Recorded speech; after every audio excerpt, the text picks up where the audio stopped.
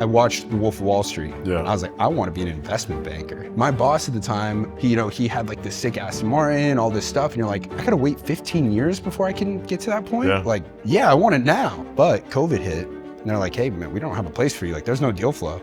My dad's like, dude, you gotta come try this wholesaling thing. He assigned it was a $30,000 profit, split in the middle, JV'd it. I made 15. Before that time in my life, I had never had more than like $2,000 in my bank account. Immediately, it was like a light bulb went off. It's like, okay, I just did this once. What's to stop me from going and doing it 100 more times? Welcome to another 11 out of 10 podcast. We're here with my co-host, Zach Keeps. Thanks for the intro. Well, you finally got an intro. Okay, thanks. In case you don't know him. No, this is great. This is good. Keep rolling. We got a very special guest today. This guy's an absolute legend in the space, a local here in Scottsdale, Arizona. Absolutely blowing up here in the last few years. Tyson Smith, welcome. Thanto you, Robert. That's very kind. Hey, Tyson. Also my neighbor. Just pretty much walked up the hill, came here. That's great. Had to come across the street. Had to get past the armed guards. Okay. Luckily, they let me in. So Tyson, we met when you were, how old were you? You were like... I was 22. You're 22. Mm-hmm. We used to throw this real estate event once a year for our top 50 guys. We went down to Tulum, Mexico, and I gave everyone a +1. So a lot of people brought their wives, and your dad, an absolute legend in the game, he said, hey, can I bring my son? I'm like, yeah, sure. And you came out, and you were not in the real estate wholesaling or investing space at all until then. I had just gotten into it. So I had done like, I want to say at that time, probably like 4 or 5 deals. Yeah. Now, that was me like doing the acquisitions, getting the deals. And then, my dad was taking care of everything on the back end. Yeah. So I was definitely new. And that was so funny because I remember my dad had like caught wind of InvestorLift somehow. Yeah. And he was telling me about it. And I remember me and him like looking at the VSL and I was like, oh my gosh, like this is what we need. And I remember we got on the call. It was with you at the time. Yeah. And you're like, yeah, this is really like for cartel mode, it's really for people who are like already doing like 200K a month. And at that time we had gotten close to 200K like the month before or something like that. We're like, no, like, this is what we need. Oh yeah, I was like, oh, so you're not quite there yet, but maybe in a few months. Yeah, we're like, no, this is what we need. Like, you're like, this will get us there. We want this one. Yeah. And so you let us in. And then we went to that summit in Tulum. And then like you said, I all of a sudden got exposed to all these big players. And these were a lot of people I knew, following on social media and whatnot. And it got to be around them. And despite everything I learned, the biggest thing, well, 2 big things. Number one, when you just like get around people who are doing what you want to do and like you can see it, it makes it real. And then it's like, okay, I have a clear path to get there. And so that just opened up my mind. But that in collection with after that, now we had InvestorLift, it was like everything just took off immediately after that. Yeah. And all of a sudden that was when deals became consistent. When we got a deal, it was easy to dispo it. We didn't have to spend all this time trying to find a buyer. We could, have InvestorLift working for us and then us keep working on getting more deals. And then that is when wholesaling really became like fun. Before then, it was, it was a grind. It was like having to fight for every single deal and getting it done. You get one done, best feeling ever, right? Yeah. Especially at the time for me, it was like, dude, I closed a $20,000 deal. I'm the richest guy on planet Earth at 22. Like I was like, dude, I can do anything. Yeah. But then all of a sudden when it started like, we're knocking them down week after week, it was just like, okay, wow. It completely changed my like financial thermometer of what's possible. How fun was that trip? Oh my gosh. I mean, dude, we were playing beer pong until 3 a.m. the first night. Yeah. Rumor has it your dad was a legend on that. Yeah. He By the way, I love your dad. All on beer pong. And I was like, wow, were you like a frat or something when you were young? He's like, no, I've never actually played. I'm like, how are you so good? He looks at me, he's like, because I win, Robert. I'm a winner. He's a legend. Your dad and I JV'd a bunch of deals. So, before he would get all these great deals and call me. And he's like, I said, hey, let's just JV these. I'll put up the money. You find the deals, we split them. We had some 6-figure rips on those and a lot of nice dinners. So your dad and I go way back. You know what the coolest thing about the deals that we did with you was? Every single time there was no agreements. There was no paperwork, contracts, anything like that. You knew I was going to pay you. It was just like, hey, yeah, you'll pay. Like I remember this one deal, we got it, we gave it to you at cost, you went, flipped it, sold it. Yeah. And then like a couple months later, all of a sudden you're like, hey, you need to come pick up this check. It's like, oh shit, yeah. You know that feeling like you like get an old pair of jeans and find like $20 in your pocket. Yeah. Imagine when you find like $40,000 in your pocket. Those rips were like, I have 50,000 for you. You're like, oh, I'll be right over. Yeah, Cool. yeah. Like, don't go anywhere, Zach. I'll be there. That's a good testament to you and your Appreciate reputation. it. your Reputation business. is everywhere. Yeah. Oh yeah. I want to go back to, I mean, I remember you as 22 years old, like Robert, we kind of met at the same time. And I remember your journey, you're hammering the phones, you're making the reps. Yeah. You've gone through everything from, you know, wholesaling to now coaching and blowing up on social media to driving fancy cars, marrying a beautiful woman and having a kid. That's his whole story. No, we're kidding. But let's really delve behind the scenes. Like, where were you before wholesaling? Your dad obviously got you in the business and now you're crushing it. You're kind of running the show now. So let's talk about your journey and, you know, what your day-to-day looks like today. Well, so before wholesaling, I was in college. Yep. I was in a frat at the University of Alabama, and my entire life, I was just Such a frat guy. I mean, that's what it was. And also, that's what I always wanted to be. Like in high school, I was like, yeah, I want to go do that. I'm not even kidding. The way I picked my college, I Googled like universities with the best Greek life. Wow. And there's like a website, like one of those like old like TFM, I'm Schmacked articles came up and it like ranked best like Greek life. And University of Alabama was #1. Ole Miss was #2. And basically I went on like a tour. Like I went and saw like LSU, Ole Miss, Alabama, University of Georgia. Went and checked them all out, went to Bama. I was like, yeah, this place is awesome. Went there, joined a frat, did that. And like, I mean, I did not take school seriously whatsoever. I studied finance. When I was in college, I watched The Wolf of Wall Street. Yeah. I was like, I want to be an investment banker. Yeah, you and me both. I could see you. I could That see looks you. sick. Could you see him in a suit all day long for sure? That Well, is we true. talked about this during in Tulum, because you were like, you said something to me that really stuck with me. You were like, dude, like my boss at the time, or I can't remember whether it was like the MD or somebody over at the company you were at, he had like this sick Aston Martin, all this stuff. And you're like, I gotta wait 15 years before I can get to that point. Yeah. Like, I what am want waiting one for? young. Yeah, I want it now. Yeah. And I was like, damn, you're right. Yeah. But so, and that's the thing is when I started to learn like what being an investment banker is actually like, it's not like I saw Jordan Belfort doing. I'm not on the phone closing deals. I'm sitting on like Excel spreadsheets. PowerPoint, moving around logos. And I was like, okay, nah. And then luckily, when I graduated college, I say luckily, it was smack dab in the middle of 2020, COVID just hit. And I did have a job lined up at a really good commercial real estate firm over here. And Which one? it was Marcus? What's that? No, or yeah. It was their no, it was at Marcus and Millichap. It was their I can't even remember the name of it now. It was their Entry program. No, it was a specific division. Okay. They were the biggest. They probably still are the biggest student housing brokers in the country. Yeah. Like they were doing all the deals. Like they did West 6 over here, the Hub, but they were doing it in every single college. And I was an intern there, and I was there over the summer, and it was more of like what I thought. Like, the guys walking around practicing their putts, like drinking beers on Fridays at the office, like on the headset, like screaming at each other. And I was like, okay, like this is the vibe I like. Yeah. And if I would have like graduated and gotten that job, I probably would have made like, I don't know, 60 grand a year, and I would have been stoked. Yeah. But COVID hit, and they're like, hey, man, we don't have a place for you. Like, there's no deal flow. And so I'm just back to square one, just graduated, have no idea what to do. And my dad's like, dude, you got to come try this wholesaling thing. And at first I was like, dude, I don't want to do that, because the summer before he got into wholesaling, he was a realtor. And that summer I got my real estate license, and I was like, all right, yeah, dude, I'll try this out. And I'm hammering cold calls like every single day of the summer. I'm on a dialer. I'm making 1,500 calls a day, and I made no money the entire summer. And I was like, fuck that. I'm not doing this ever again. And so that was my initial reaction when he said, come try the wholesaling thing. He's like, dude, I'm telling you, this is different. I was like, all right, fine, I'll do it. So I jump on with him, and a month and a half into it, I get a deal under contract in Ajo, Arizona. It's this collection of 4 properties on one lot. The 3 of them looked like they were like straight out of like war zone, Yeah. And one of them had been remodeled, was nice. We got under contract for $25,000. Corey Geary sold the deal.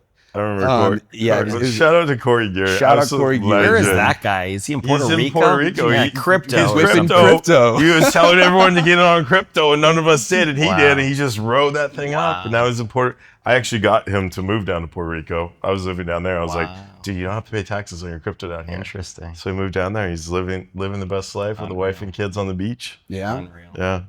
That's interesting, man. I think about this. Crypto is like, I'm seeing a lot of people my age that make it in like online business, and they're just throwing money into these like crypto coins, and then they're being able to retire off it. Yeah. It's so risky. I mean, come on. Yeah. You hear that timing is everything. Luck is part of business. Go back to your deal though, by the way. So you got this whole thing, 25,000 upgrade. Yeah. He assigned it was a $30,000 profit, split in the middle, JV'd it. I made 15. And again, before that time in my life, I had never had more than like $2,000 in my bank account. And the time I had $2,000 was because of the COVID stimmy checks. Yeah. That's so funny. I mean, my life, like immediately, it was like a light bulb went off. It's like, okay, I just did this once. What's to stop me from going and doing it 100 more times? And that's exactly what I did, right?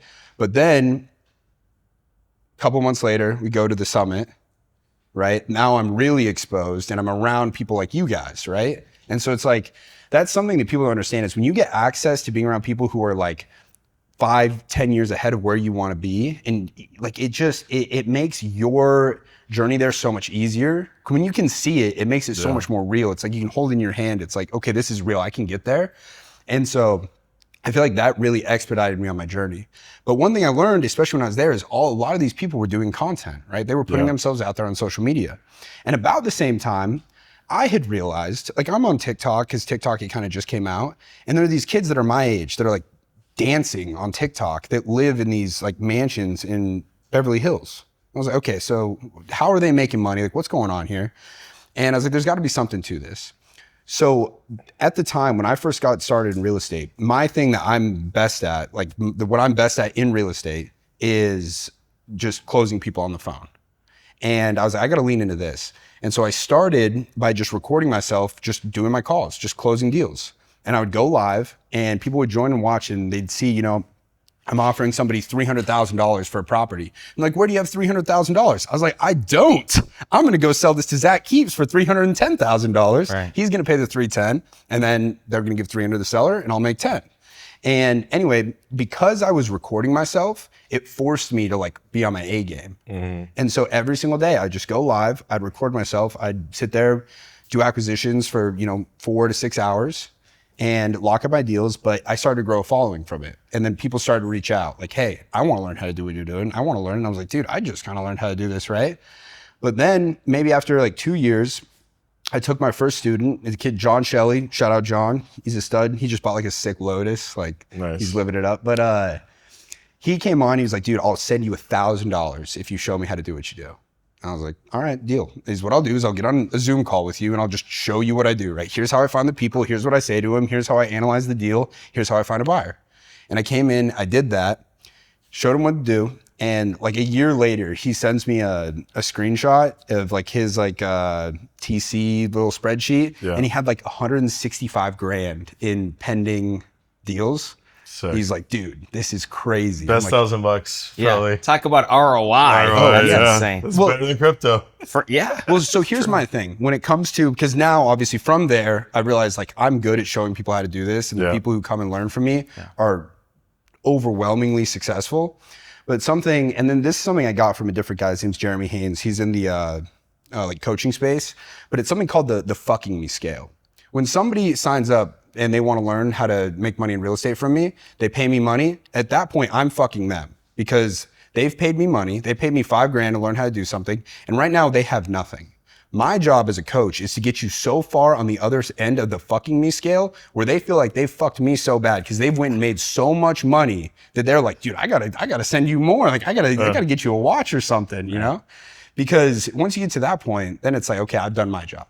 I've got you to where you need to be. I had that happen to me one time. What was that? Someone bought a cartel license, and then at Christmas, I get a $50,000 check in the mail.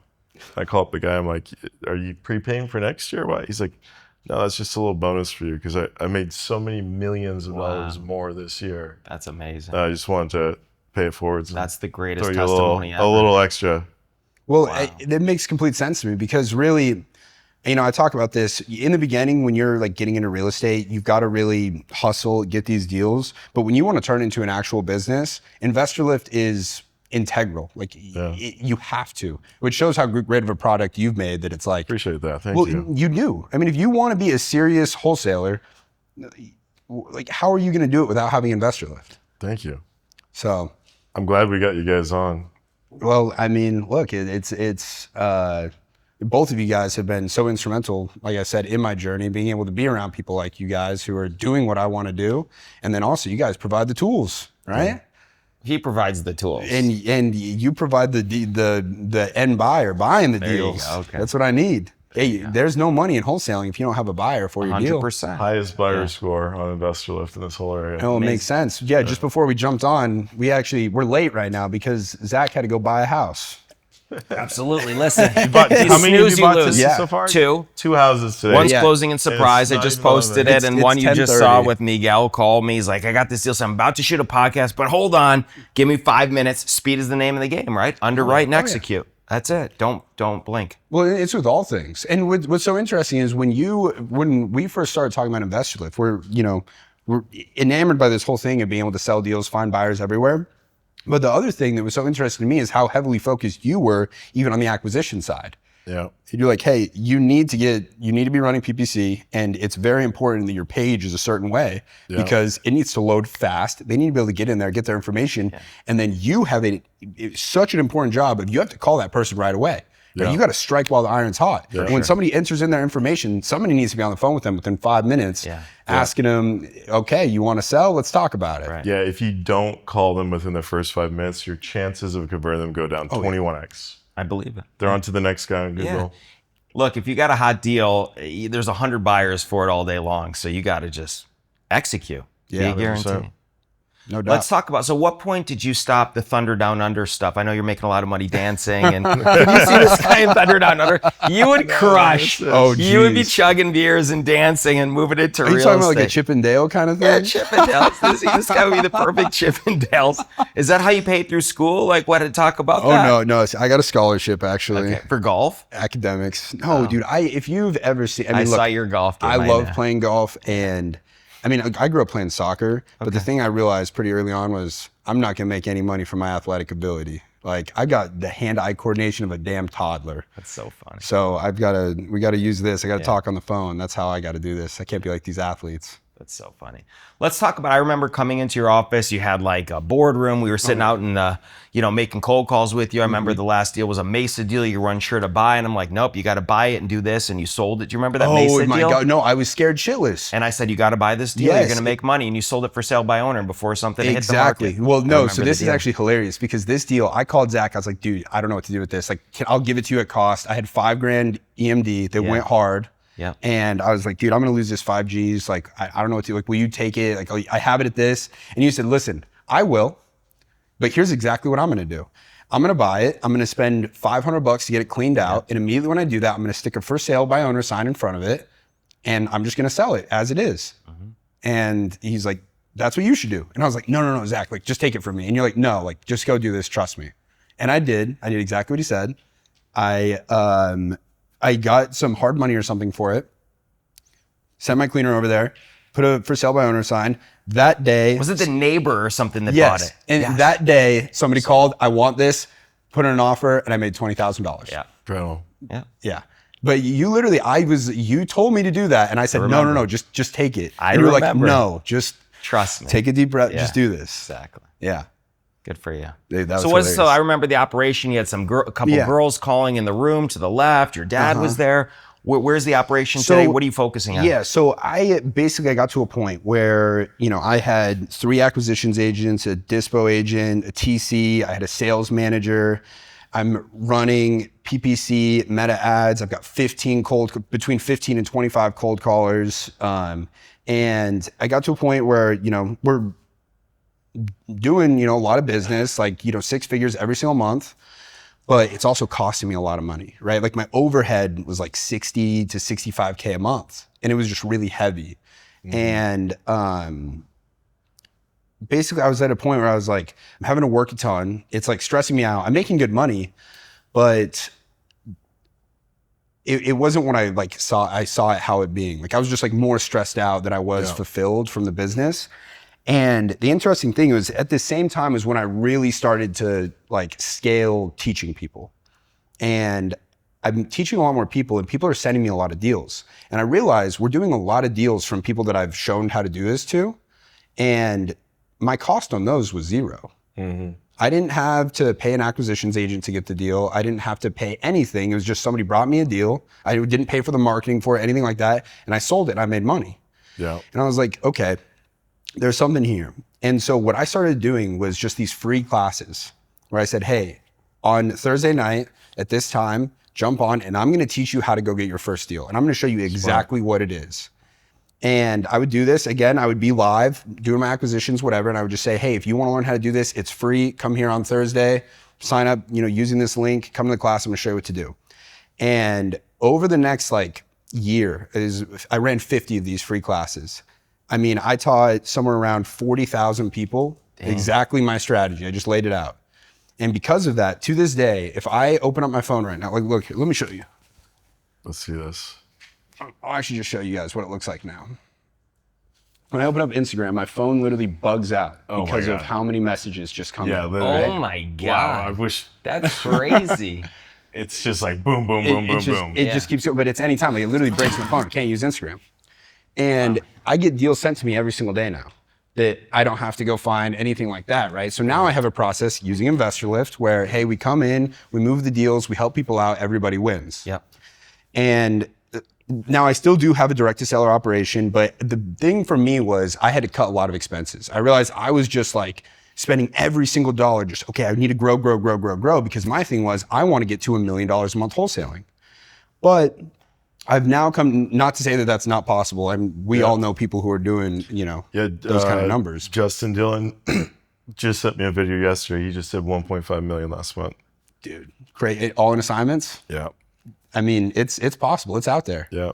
But for me, I was like, dude, that's not the business I want to do. I like wholesaling, but for me personally, and I stand by this, I feel like for people who are getting into it, I tell them, I think wholesaling is a great way to go make $1 million a year.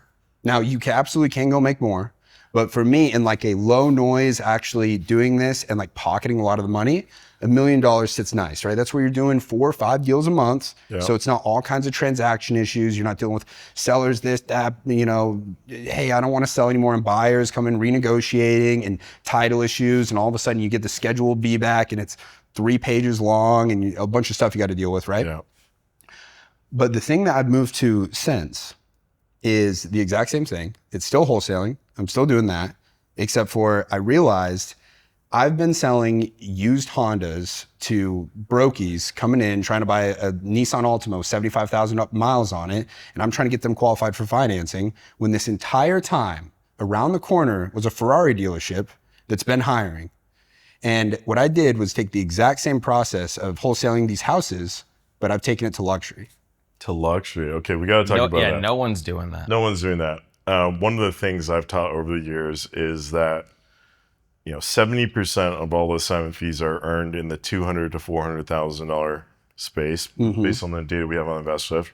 And the reason for that is when you go below 200,000, the volume of deals has to be so much greater. It goes way higher, but you can't make as much margin on a low price. But conversely, once you go past 400,000, what happens is your conversion rate on deals. Yeah, when you get a deal, you make 100, 200, but sometimes it's way less, 300. the conversion. But the conversion rate is way lower. So that was always why I stayed away from the, the $1 million plus properties, because we could never. I remember I was doing some work with Tarek El Moussa, doing some consulting for him down in Los Angeles a few years ago. Shout out to Tarek from Flipper Flop with Heather. And I rolled in and I opened up their Google Ads account, and I'm like, you've spent over $400,000 over the last 5 years running ads in Beverly Hills. How many deals do you think you've ever done in Beverly Hills? And he said, 0. I said, that's correct. Turn off Beverly Hills. Let's move that over to this county over here. So I've always gone after the 200 to 400,000. Now, the price point you're going after is what, and how are you doing it? Over $1 million. So over $1 million. So we're targeting ARVs that are over 5 million. Wow. But what we're looking for now, so this is so interesting because I was thinking about the luxury market how I did on regular wholesale, and it's not the same. So basically, to answer, you're not getting 30% off on a $1 million property. So here's the thing. We're looking at properties where the highest and best use of them is not to flip it or anything like that. To tear it down, redevelop. Land. Smart. Right? Yeah. So every other wholesaler gets a deal like this. They look at it and they say, okay, well, what other 2,200 square feet properties? So like, let's talk like down the corner over here, like between Cactus and Shea, like around Orange Street Golf Course, right? 64th Street, 56. Yes. Yeah. All of those properties in there, there's tons of them that were built in the 50s, 60s, 70s, 80s. If you go on Zillow right now, the Zestimate is million. 50. No, they're $1 million, 1.1, 1.2. But they're knocking those proproperties down. And there's 3 and 4. No, there's 2 builds over there for $9 million. Wow. But have they sold? They're for sale, but there's some like they're gonna. I mean, the developers I know, and they're not people who play around. Like they're gonna do some good business. And but I go look and I see, okay, they originally bought a property and they paid 1.4 million for it. And I look around and that's what all of these are. They're all selling. They're buying these properties for 1.4, 1.5 million. They're knocking them down and they're building something. Most of them are in that like $5 to $7 million range.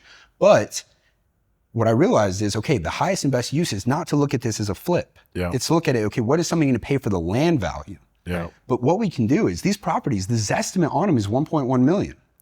I reach out to them and I say, hey, I'd like to pay you market value for your property. No realtor fees, no closing costs. I'll cover all of that. Close on your timeline, whatever, but I can pay them what Zillow says their property's worth, and then I can assign it and make 150, 200 grand. How many of those have you done?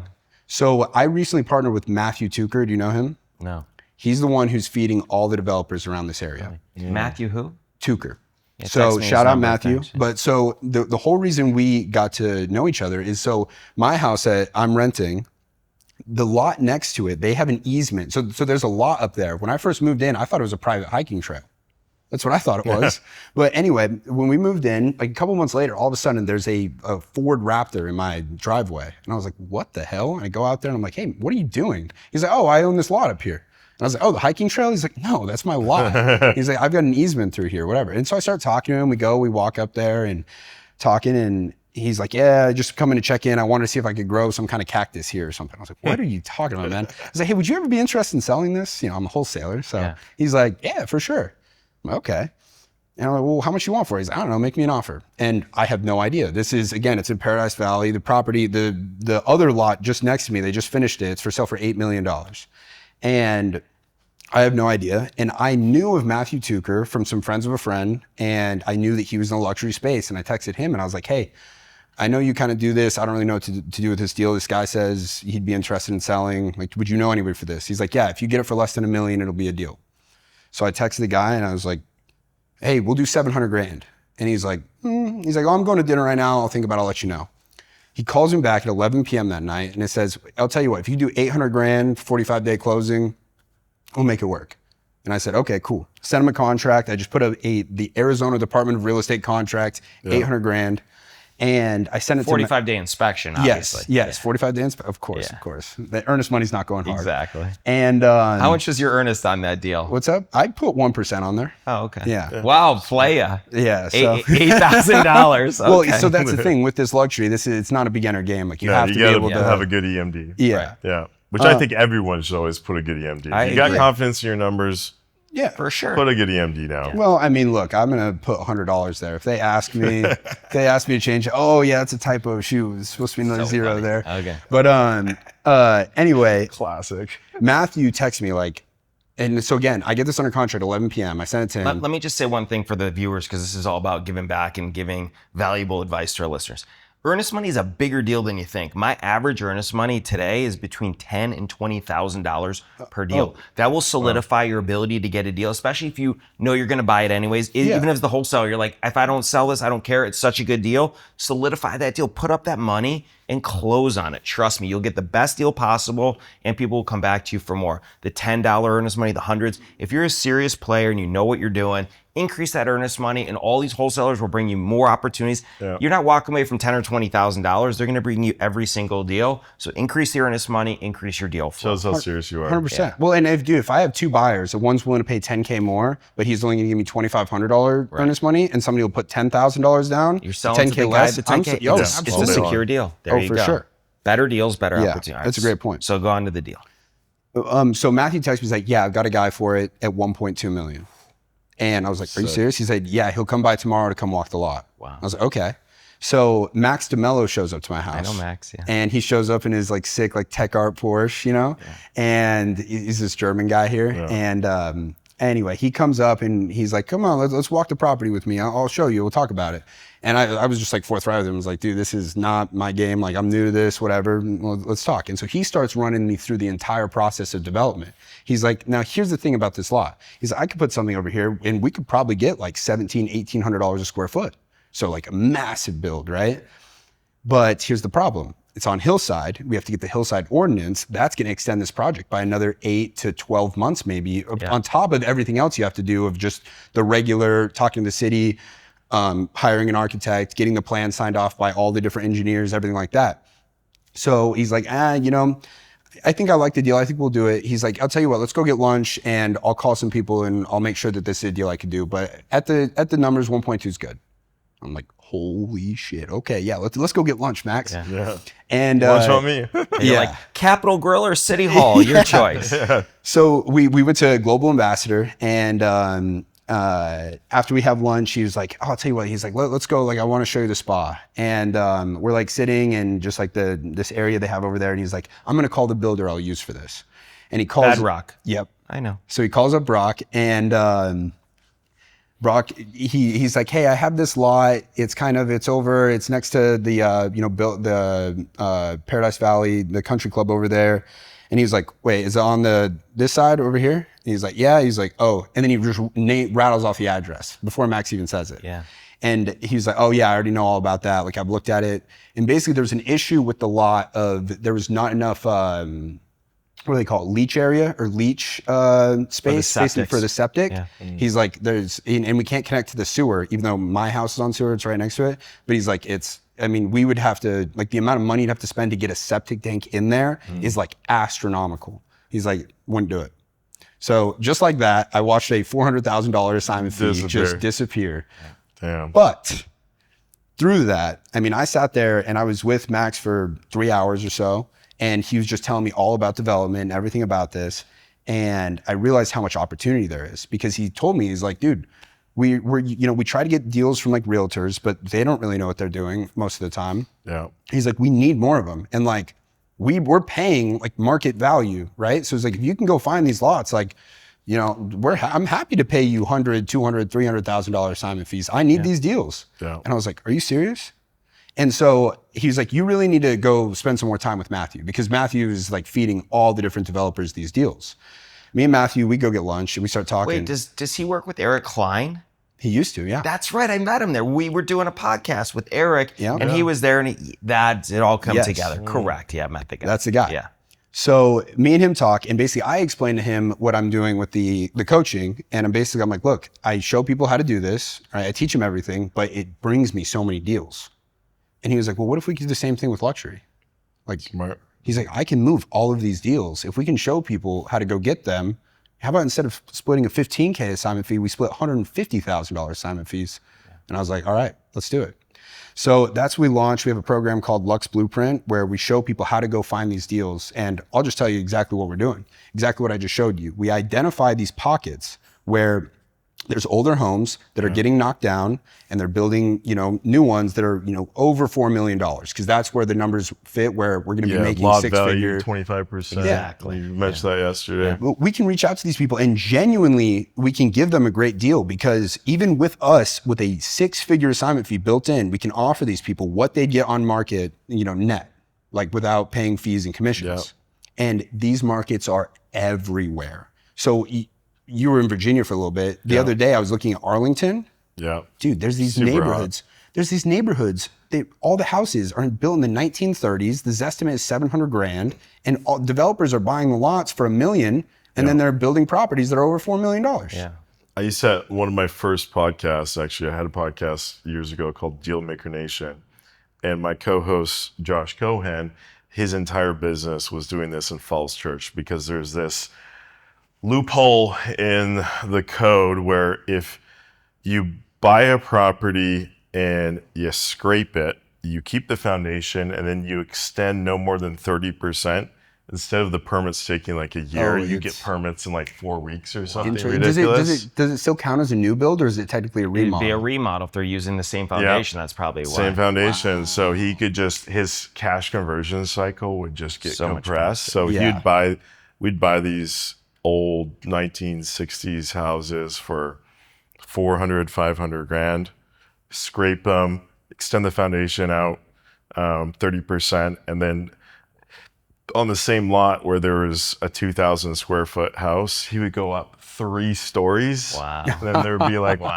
8,500 square foot monster, and then exit those for like 1.8 to like 2.5. Yeah.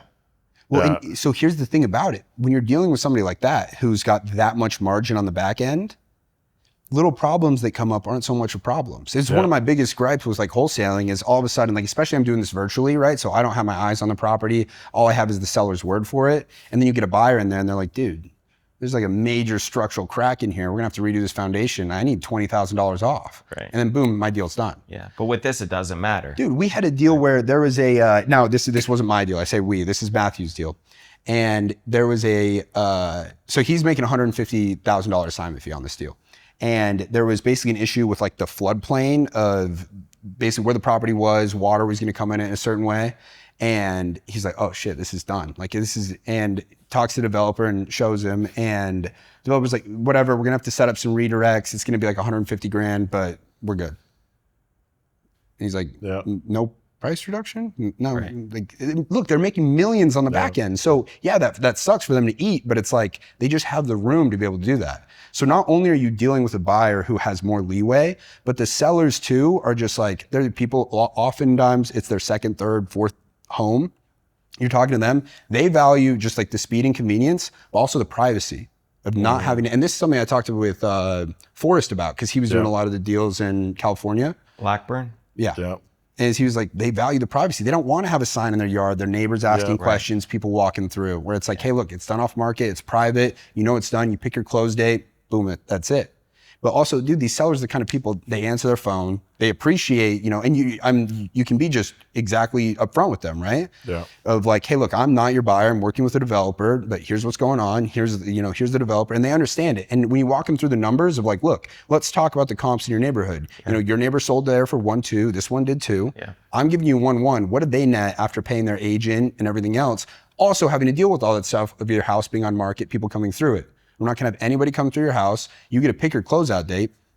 And the best part is, because the main purpose of what we're selling these for is redevelopment, things like post-possession agreements don't matter. They're actually like kind of a bonus for the developer. Right, because it's gonna take time to get permits, walk the lots. So here's the other thing that you probably didn't even think about, ready?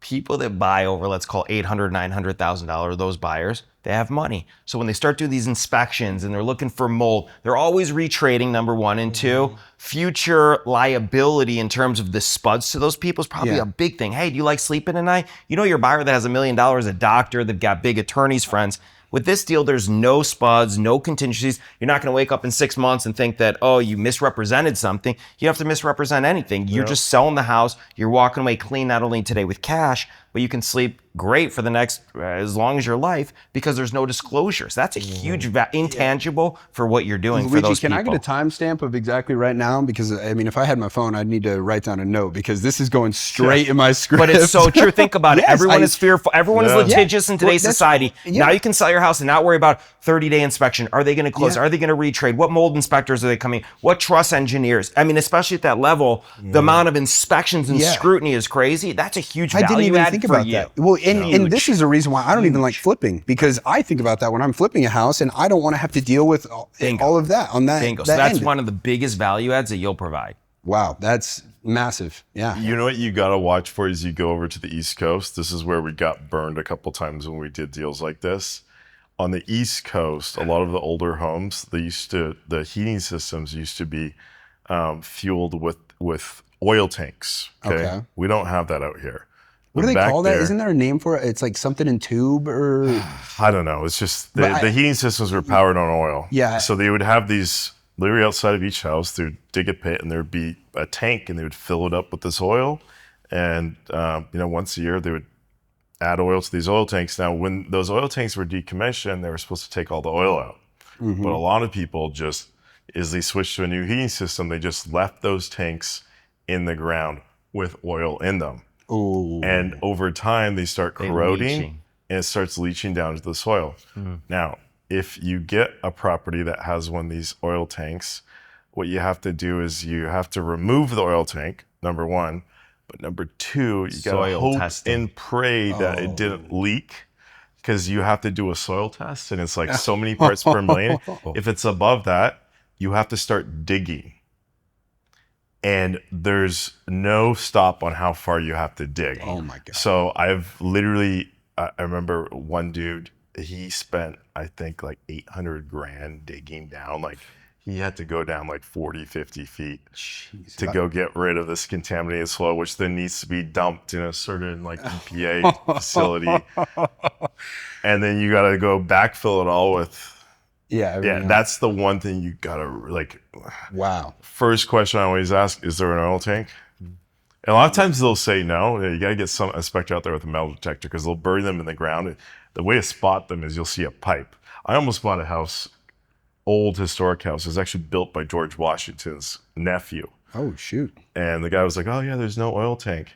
And sometimes what they'll do is they'll grow the grass tall to try to hide the pipe. And sure enough, I see half the lawn's cut, and on the other half of the lawn, there's tall grass. So I just walk around, and sure enough, I trip right over it. Oh, like, no, there's the oil tank right there. And then sure enough, I had someone come look at it. They're like, yep, this is definitely leaky. I'm like, no, I'm not touching this. That's crazy. But yeah, East Coast, like DC all the way up to New York, oil tanks are like the one thing you got to really watch out for. Well, isn't it? This is the thing about real estate, is there's so many like nuances of things like that are also provincial, like just to a certain area. Or like in Florida, we'll run into problems with endangered animals. Like a property will have like turtles on it, and you have to pay like $10,000 a turtle to get them moved to the right place. Crazy. Or here in Arizona, the cacti, like getting them Didn't moved. you have a turtle at a certain point? Or your dad? Did you have a big turtle in your yard? Hell no. You what? didn't? Or no, actually, I think what you might be thinking of is a turtle escaped in my dad's neighborhood and like pulled up at his house. Yeah, it was just this giant, I remember, like big tortoise or something. Yeah, massive thing. And like in the Facebook, like the neighborhood page, they're like, has anybody seen my tortoise? It's like, dude, how'd you lose your tortoise? No, they crawl. My neighbor has one here. Oh yeah? Yeah, and he crawled up my driveway before.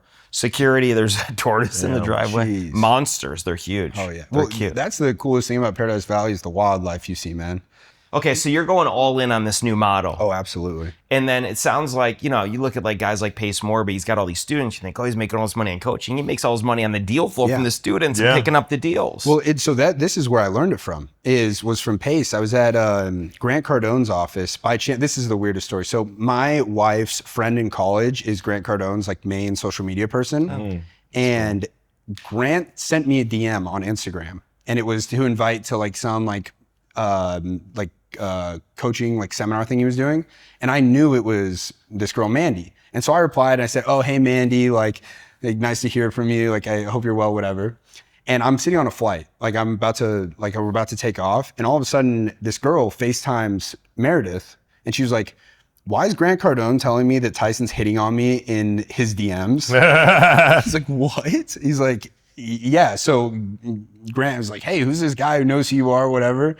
And he's like, oh, it's this, whatever. He's like, oh, have him come out to this affiliate launch you're doing. He was doing a thing like for this other thing he was selling. He was like, oh, have some people come out who are going to do like an affiliate for the program he was launching. And I was like, yeah, I want to go. So I went there, and I was sitting with Drew Carroll of Lead Zolo. Yeah. And I was talking to him, and Pace comes by, and I was like, oh, Pace, you got to meet Drew. Like he's, got these leads. They're awesome. I've been using them. And he's like, oh, dude, I don't need leads.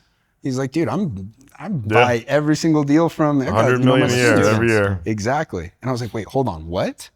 And so then I like realized the game. That's why your model's great. You get the coaching. Yeah. And then you get the opportunities in the JVs. Yeah. Well, I love it. I mean, I'll get comments and stuff on my Instagram. They're like, this guy just makes money. Like you're the method. Like he makes all his money from selling you a program. It's like, yeah, I do make money from doing that. But you know where the real ROI is? It's like, dude, the deals. when, you pay me for coaching, but then when you go start doing deals and start sending them in, it's like, dude, you just turned somebody who $1,000 client into $100,000 client because we've gone and we've done 10 deals together. Yeah. That's the new model because like same thing with Logan yesterday. Same thing with Logan. Back in the day, you know, if you wanted to learn how to do real estate investing, you'd find the Chuck with the truck and you'd pay him like, you know, 50 grand to drive around with him for a week or a month to go learn how to do it, and he'd hand you a contract, and that's kind of how you learn real estate investing. Then we got YouTube, and then YouTube started funneling into this like high-end coaching. But if you talk to like the big guys, you talk to Jerry Norton, you'd be like, high-end coaching is like, it's pretty much dead. Like, because guys like you came out and started just doing everything live on camera and just showing people how to do everything A to Z. Now the new business model is hey, I'm gonna teach you how to do it, but we're gonna partner together and we're gonna do deals together. Well, and I like it because it's you know, mutually beneficial. It's like, dude, I'm invested in your success because that's how I'm like ultimately gonna make money. Like at the end of the day, you signing up for this isn't gonna change my life. Like, but what will change my life is when you start to change your life because we're doing deals together. That's where this becomes valuable for me. And I think that's a better way to do it. Yeah. Right. Because then it's like, when you have a problem, something you got a deal that needs closed, I want to answer your call because I want to be a part of that. So, you know, incentives are aligned that way. And I think that it's the way to do it. And also it's like, that's how people know, like, I'm actually in this space doing this thing, you know, like I'm not just talking about it. I'm not LARPing as like an investor. Yeah. I love it. Well, you're here for a reason because all of our guests are fully vetted. We love them, you know, and so thank you. Congrats on all your success. Prior to this, we were talking about, I said, which car did you roll up in or where's your fancy watches? And you said, Zach, I'm a changed man. Yeah. Let's talk about that a little bit. Are you more mature in your career? Like, who's the new Tyson Smith? Here's the thing is, when I first got started, those things were like, I hear people talk about this, like you need a purpose, you need this. It's like, no, dude, my purpose was I wanted a Ferrari. And that was it. Like that kept me going. Like that was the thing. It's like, no, I see myself driving a certain kind of car, living in a certain kind of place, and I'm going to work my ass off to get there. Yeah. And that was that, right? But then I realized I kind of like got there and I'm really glad I did. Like I wouldn't trade it for anything. Like, you know, it's great. But now I've realized that those things aren't like actually as fulfilling as people say. Like I do really like them and stuff like that. But the problem was, and I realized this is I bought my Ferrari, it was probably, I don't know, a year and a half ago. And like that moment of getting that car, like there's no other car that I'll ever have that will be as special as that, right? Because that was like a moment for me. It's like, oh, like I did this, right? I got there. But like 3 months later, I'm on the website, like looking at more cars. And I'm like, oh shit, like this is very fleeting, you know? And then, you know, I get another one and stuff and I realize, it's not the same. Like, I mean, right now, as we speak, there's a new truck getting delivered to my house. And it's like, I don't even like, you know, it's not the same thing. And so I've also realized how important it is. And this is a big mistake that everybody tells you not to make, but I feel like you kind of have to, is just spending all my fucking money. You know? It's like you're making a lot of money, but if you spend it all, it doesn't really matter. It's not for anything. You know, so over the last couple of years, it's like, I've really just been living it up, balling out. But then I look at it at the end of it, it's like, dude, what do I have to show for it? Like 100 grand or something? Like that sucks. So now I'm at the point where it's like, hey, look, I still like these things. Don't get me wrong. I like the cars, I like the watches and shit like that. But I realized I'm playing a game that I'm not ready for yet because I'm spending like an amount of my income proportionate to these like bullshit things when it's like, dude, if I would have used that money for something else, if I would have went and did a development or if I would have, you know, put this here or there, where, you know, the amount of fulfillment I'd get from that is way better, you know? So, and also the thing with the cars is like, it was really useful at first, like with social media and stuff like that, it catches eyeballs and things like that.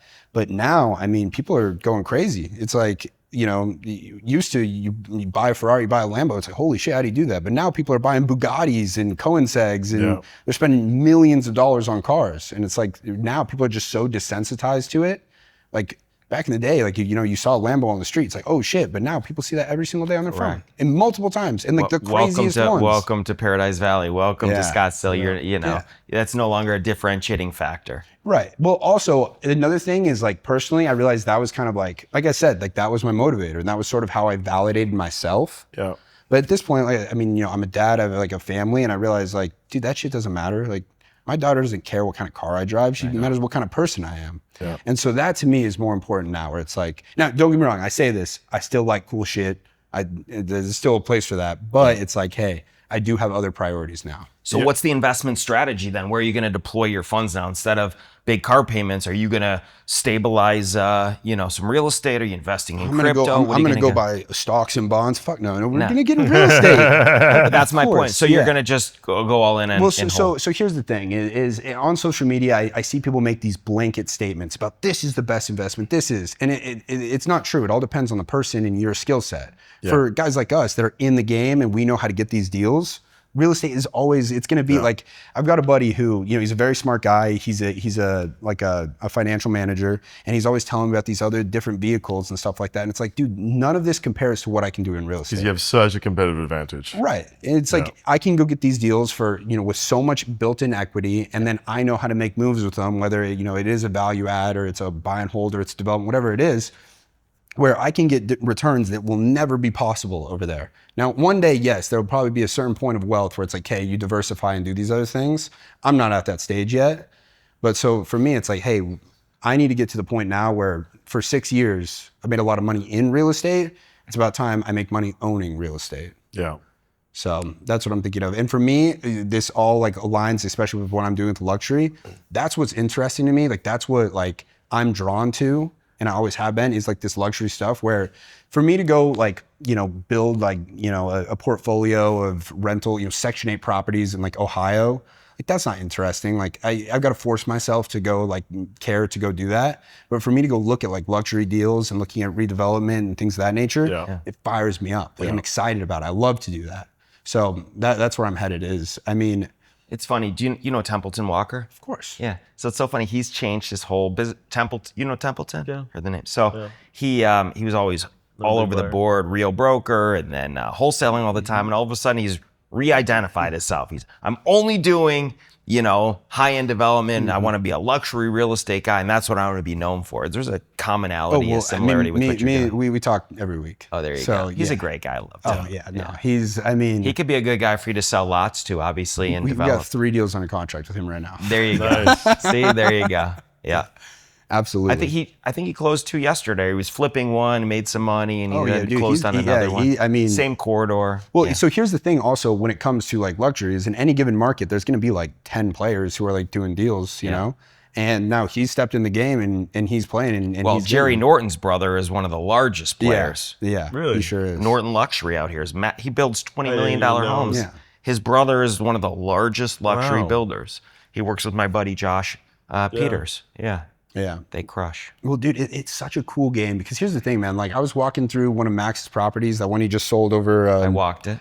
Yeah, so I saw it on your story. Yeah. But so he's coming through and he's talking to me about everything. And it's like when you can just like go balls to the wall on everything, from the flooring to how much wood paneling you have on the ceiling, to the lighting. Oh, exactly. It is very 11 out of 10. And that to me is sick. Of just like, let's really like take something from my mind and put just everything into this and really create this work of art. Like that's exciting. Have you seen Zach's $10 million pad that he's developing? Yeah, you want to rent it to me? No. We should talk, by the way, that's a great point. The other thing we're talking about is your ability to arbitrage these high-end properties that are on the market and you and your family can live in there inexpensively. Talk about a house hack game, which I love. Okay. Talk about that a little bit. So a really like controversial point on social media is should like, you buy or rent? And just like I said, you can't make a blanket statement because it depends on everybody. It depends on what your goals are. For me, I optimize for how can I live in the nicest possible place, right? And also, with everything in life, I try and focus on the Pareto principle. That's actually a good way to look at it. Well, it's like, it depends on what you want. I got this payment per month. How do I go live in the nicest place? So like for right now, I pay $10,000 a month for the place I live in. If I were to buy that place, not to mention how much money I'd have to put down and everything like that, but my payment would be upwards of $20,000 a month. Plus taxes, plus insurance, plus HOA. If something goes wrong, if all of a sudden I got to replace a sewer or a roof or anything like that. In that house, 50,000, 100,000 like that. But also, I know for a fact that anywhere I live, I'm not going to live there for more than 5 years. Yeah. Like now, yes, you still could keep the property and use it as a rental. There is one other thing you should think about though. What's that? I actually think that as a real estate investor, your primary residence is the #1 way to do tax savings. So Well, I yeah. bought a house in Virginia, 10,000 square foot house. My neighbor, I stole it. I bought it from a developer. I bought it from the son of the guy that runs Novello Homes, who's like he was the biggest luxury developer in Virginia. He built a neighborhood called Creighton Farms. Okay. Where like Phil Mickelson lives there. Brad Pitt had a place there. Okay. Like it's the neighborhood. Yeah. We're talking like $10 million plus houses. I actually almost bought a house there, 16,000 square feet with its own private lake. But it was just like, it was a little bit too much. So I was like, that's a little bit too much. But the developer was moving down to South Carolina to do this crazy, insane development, like $10 to $20 million price points. And the realtor is like, well, they're both moving. His son's got a house right outside the neighborhood. Yeah. So I scooped this thing up. He just spent 3 years renovating it. All the same level of finishes that they were doing on the $10 million houses, I got in this place, completely redone. And I scooped it up. And then I just found out, my wife just texted me yesterday that the neighbor just sold their house for the exact same price I paid for mine. But the neighbor's house is only 6,000 square feet. Gosh. The lot's not as good. And it's not updated at all. So I'm like, you know what? That puts us up $500,000 in the first year owning. Yeah. But the beautiful part is because it's my own house, if I live in it for a year, when I go exit, it's completely tax-free. Yeah. So that's one of the things that you got to think about is like, if you can scoop up a good deal and then live in it, you want to live in like the big ones that have the biggest spreads, because then when you go sell it, it's tax-free. But I think a really important key of what you talked about is the fact that you stole it, right? We were able to get such a good deal. And that's just something that like... They were motivated. They had another project that was already started. They'd moved out. The house was sitting vacant for like 6 months. Yeah. But I mean, I bought it on market. Yeah. Well, and I knew it was a deal. Yeah, they exist. But when you're able to, when you have an eye for these things, you understand that. Yeah. Like it makes everything to do with real estate so much easier if you can buy the deal right. The funny thing is, as soon as I bought it, I posted a photo in front of it, and then I have an M&A buddy. He's been trying to get me to sell a company for years. He literally texted me. He's like, holy shit, you're the one that bought it? I'm like, what do you mean? He's like, we were about to make an offer above ask. No way. And I called up the realtor and they're like, oh, sorry, just went on our contract yesterday. That's crazy. He was trying to buy your Virginia house? Yeah. Wow. Look at that. What I think is going to happen for you, by the way, with everything you're doing and your marketing is you're going to find an amazing deal that you're going to end up buying, with $500,000 of equity. That's and the then goal. you move into that for that's sure. That's the goal. Yeah, that's so I have some friends that they're out in Florida, and it's kind of what like their dad's done is just like buy a house, build it, or buy something, knock it down, but basically develop the house, move into it, live in it for a year, right? Get exactly what we talked about. Yeah. And then exit and just keep trading through and gone up and up. And I was like, yeah, I like that. But I mean, for me, look at that. Did you see the one Eric Klein's done? He's always got it posted. He bought this thing, I don't know, for like a couple $1 million. He bought it from Max and Patrick, representative. Talk about a small world. It is. It really not from him. They represented him on a PV house, and his wife, who's a great designer, Shyla, did an amazing job on the remodel. So beautiful job on the landscape. I think he put close to $1 million in just the landscaping. Yeah. But the thing's worth like $8 million now, I think, something like that. It's easy to say what it's only worth what someone's willing to pay for it, but they've created a lot of equity. Created a lot of value. Sure. Yeah. The only thing is, when you do that, if you ever do that while you're married, it is very stressful. I saw them doing the renovation, and I was like, oh man, it's gonna be so stressful in their relationship. I've seen so many, and then sure enough, like one of the last posts of the year was like, Eric and Shyla were like, this was like the toughest year for our relationship. I'm like, yeah, it's because you renovated a house together. Yeah. Like it's so stressful. I've seen so many guys that renovate a house while they're engaged and they break off the engagement, or they're married and they decide to build a house together, and like a year later they're like, they finish the house, they get divorced, and they sell it. I've bought so many of those. I've bought so many houses where they spent 2-3 years building this house and they get divorced. It's so stressful in a relationship to build a house.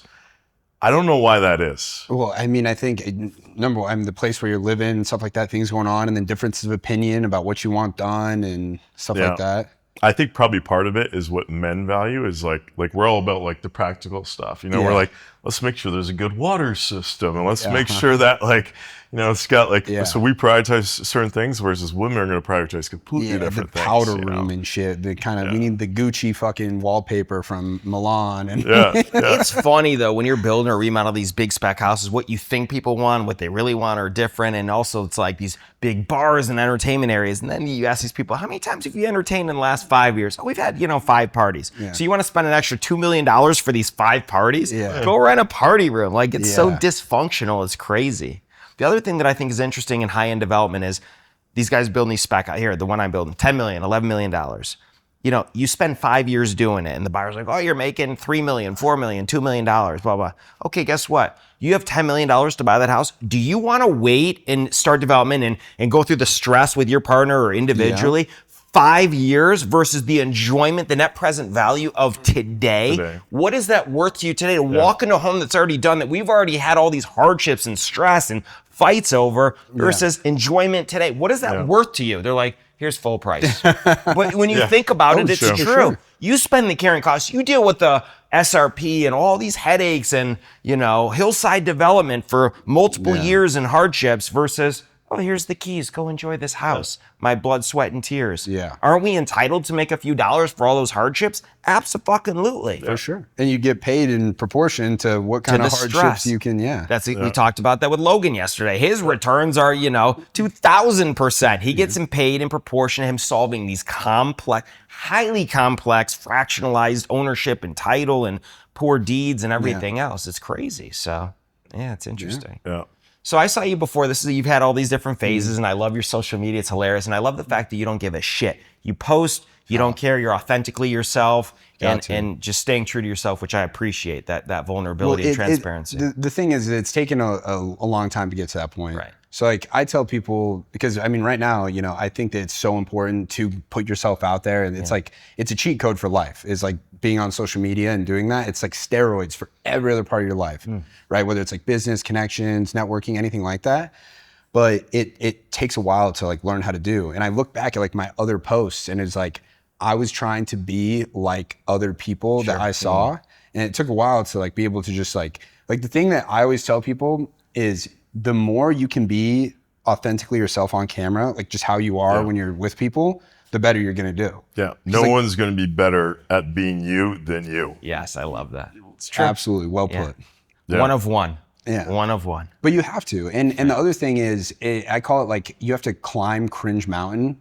Like you have to realize you have to climb cringe. You do. You have to put yourself out there, and you're going to look at the video and be like, God damn, like I look stupid, and people are going to make fun of me. Like when you were at your gym days, right? Your 4-inch shorts and eating your fucking shit before you're getting in there. But those videos were entertaining, and that was, hilarious. crazy. I remember you put one out about why you would never date a vegan or something, or like.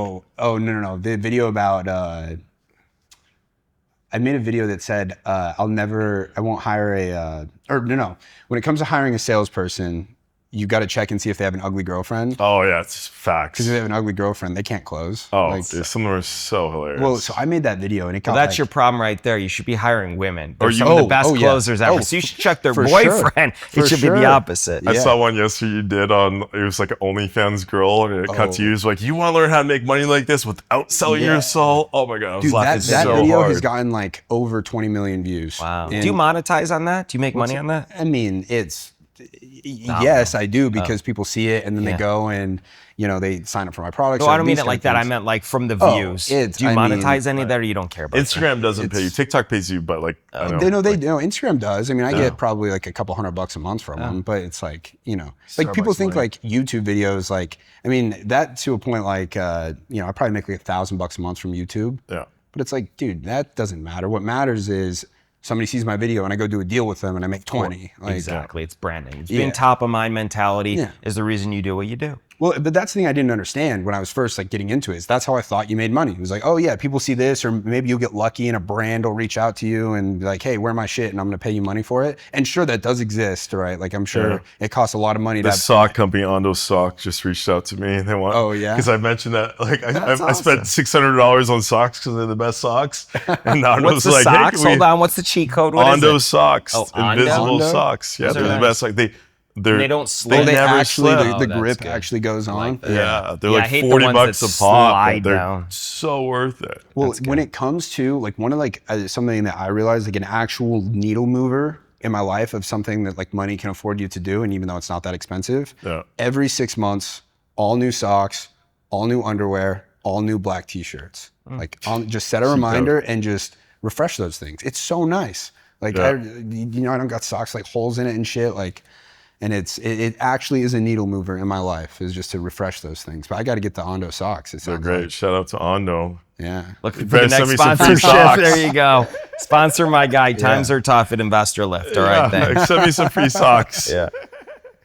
It is cool though, you know. Some But stuff you know, like the point though is like, I mean, what if these send me a couple $100 of socks? Yeah. Like, it's not a needle mover. It's, Right. Yeah, it's doing cool. deals. It's cool, but yeah, I mean, there's always a way to monetize on the back end, whether it's through info or doing deals and things of that nature. But you know, it's like that's the end goal. And also, when it comes to social media, the thing people don't realize is like there's a means. It's a means to an end, right? There's like always an end goal, and people like I'll see posts and the way that people get so heated up in comments and stuff like that, it's like you don't realize like you're playing into everything that this post is meant to do, you know? Yeah. And there's always like an agenda, you know, that you have to realize that everybody posting, everybody's doing. There's a reason for these things. Yeah, like I have one that I'm sitting on just because I know it's gonna blow up, and it's like real business guys drive Teslas, not Ferraris, because we value our time. Yeah. And we don't want to drive ourselves.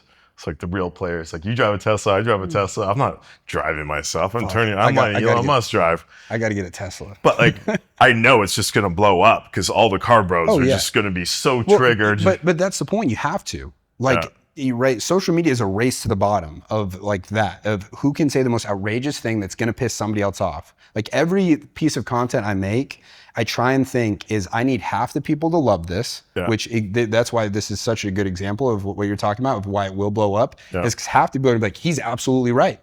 Right. And then the other half, the car bros, are going to be like, no, this guy fucking like, oh, who are they selling the cars to? Like broke people? Like, no. So that is, you know, it has everything for virality. Yeah. But that's what you got to do. You got to piss half the people off and have the other half the people love you. And you just have to accept that half the people are going to hate you. Yeah. I'm so curious. You mentioned before, and you've always been this like the frat guy. You looked at your schools, you did your research. Of those guys you went to school with, and I'm sure you probably stay in touch with them as your frat boys from college, what % of those guys are you still friends with, and have they gotten into real estate because of the influence you've had on their lives and they're watching your success? Have you, how have you affected that crowd of guys from college? Well, so to be honest, I've always been really close. Like I've got friends from high school that I grew up with that I'm like super tight with. Like, we talk every single day. All our wives are friends. See them, every single week. I'm really tight with them. I still am close with like friends from college, but I would say not as much, especially because they're all like scattered around. All my, people are here. But I would say overwhelmingly, like just my friend group, they're all like very successful. Now I have had people, here's the thing. I have tried so many times to teach people real estate, like people that I'm friends with and stuff like that. But the problem is I do it for free. Yeah.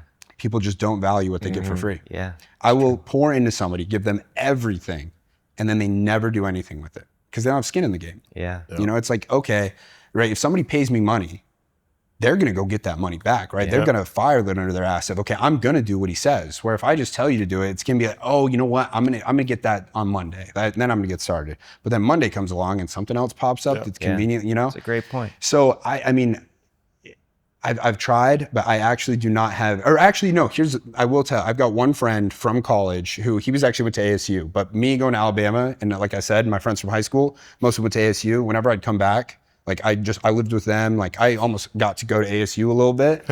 And I have a friend that I met from there who he reached out to me. He was like, dude, I've been seeing your shit. Like, I want to get into this. I've been making good money at this like sales job, but basically they changed something and they just let go of the entire team. And I can't believe like I had that taken away from me. Like that somebody else had this power to like control my livelihood and I can never do that again. I like the fact that with this, I can work for myself. Like, what do we do? I want to get signed up. So he joined my program. His name's Hunter Figueredo. He's a complete stud. And that was in February of this year. And he's now done like, I think close to $400,000 in assignments his first year coming into this. Damn. But he actually just closed a luxury deal. He just made a $96,000 assignment fee. Damn, Wow. that's pretty good. But he's a stud. But also, I mean, he like put skin in the game. He's like, yeah, I'm joining. Yeah. Like, what does it cost? Like, let's do it. But everybody else, yeah, man, I've so many people, and I've gone through, shown them exactly what to do, but you can't, you can lead a horse to water, this kind of thing. Yeah.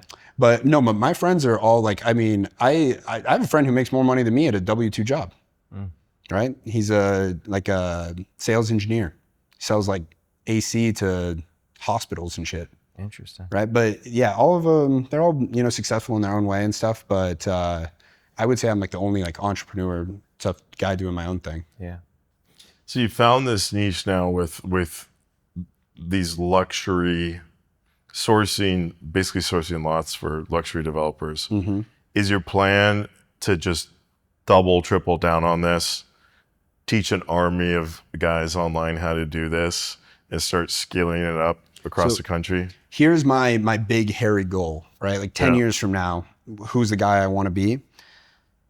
I want to build an army of people all across the country that are knowing how to source these deals and doing it.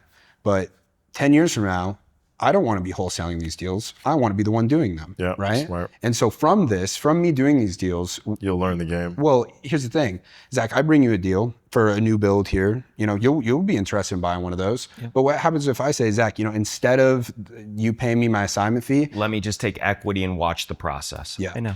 And then because of what we talked about, how nuanced is this game? There's shit that you never think of hillside, regular, or just shit like that you'll only get to see if you get to be a part of it. And I get to see, okay, who are you using to build this? And who are your contractors? Absolutely. Smart move. Yeah. So that's my thing. But 10 years from now, I want to be able to, guess what? I'm doing builds in Miami and in Arlington and in Park City and here in Paradise Valley and in Beverly Hills and in the Woodlands in Texas. And like, that's my thing is I want to be the biggest developer in the country.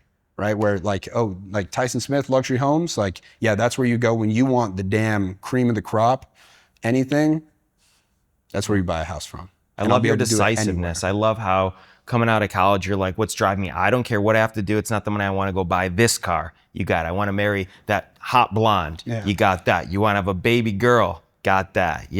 All of it. So you're very decisive. You manifest and then you execute. Well, you have to be, I think. Yeah. I mean, it's so something that Templeton put me on was the book Outwitting the Devil.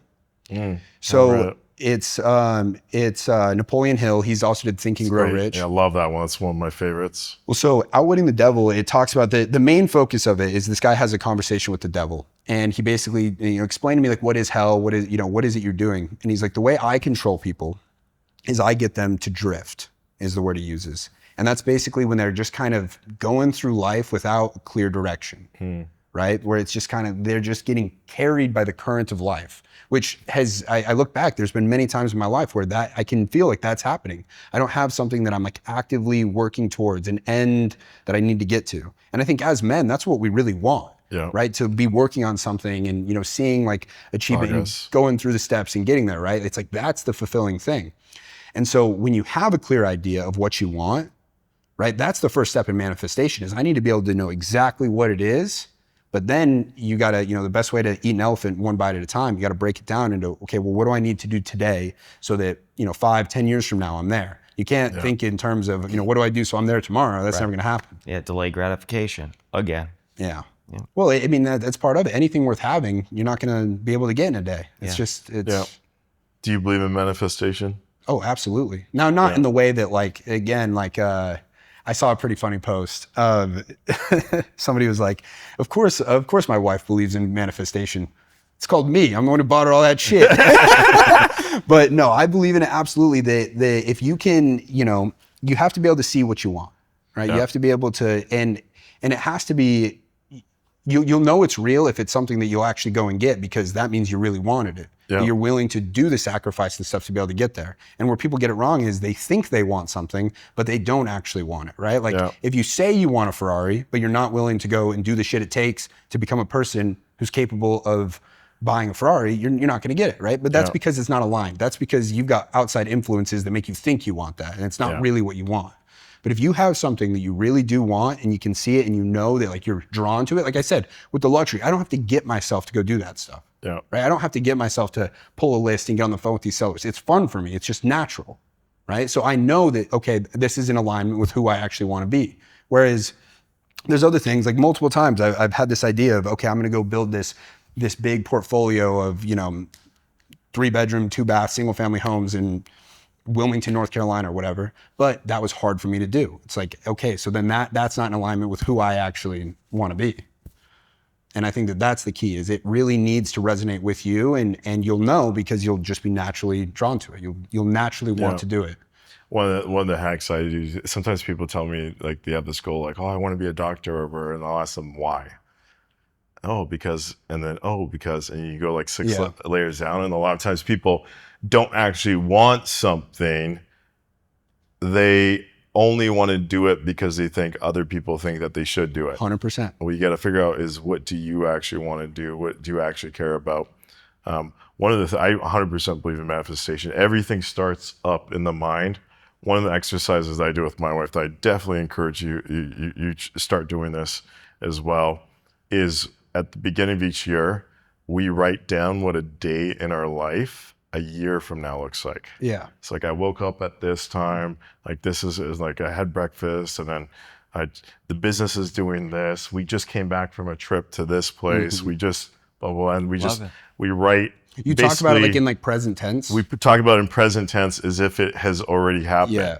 And at the end of each year, like I just read the one that I wrote last year, and like, about like, 20% of it is a little bit different, right? Like things do change, but like usually when I read them, I'm like, damn, like 80% of what we decided we were going to do this year, we actually did do. Yeah. Well, it's amazing what you really are capable of when you have a plan like that. And I think that's what it comes down to, is you making a actual decisive plan. Yeah. This is what's going to happen.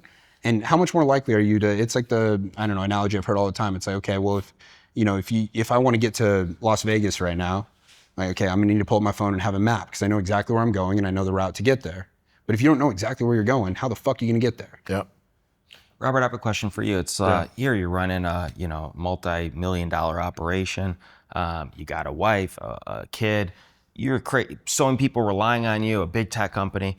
Yet I've seen you on Instagram, and you're in skiing in Norway, and you're all over the place, and you're in Vermont. How do you have the ability to live a great life while also running, a multi-million-dollar operation? What is the key to doing that? You have to just decide to do it. So one of the things that I didn't do in my 20s. In my 20s, I did what I call rage building, where I just was like, I'm gonna get so rich, and I'm just gonna keep on. Like, I literally went out maybe 3 times in my entire, like, a 7-year period. So you never lived? Never lived in my 20s.